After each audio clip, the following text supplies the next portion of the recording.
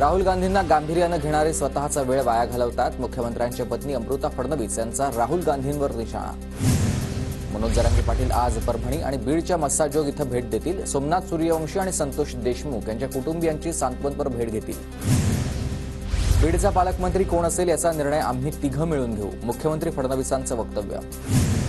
हवेत गोळीबार करून व्हिडिओ काढणाऱ्या कैलास फडवर परळी पोलिसात गुन्हा दाखल. अंजली दमान यांनी कैलास फडचा व्हिडिओ केला होता पोस्ट. नाशिकच्या पालकमंत्री पदावरून महायुतीमध्ये रस्सीखेच. दादा भुसेंकडून पालकमंत्री पदावर दावेदारी, तर सिंहस्थ कुंभमेळ्याच्या पार्श्वभूमीवर गिरीश महाजनांकडून देखील दावा.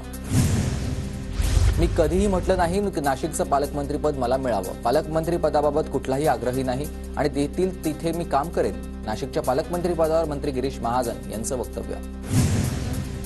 महसूल मंत्री चंद्रशेखर बावनकुळेंना शासनानं रामटेक बंगला दिलाय. बावनकुळे रामटेक बंगल्याची अदलाबदल करणार असल्याची चर्चा आहे. तर रामटेक बंगला घेण्याची पंकजा मुंडेंची तयारी आहे, सूत्रांची माहिती.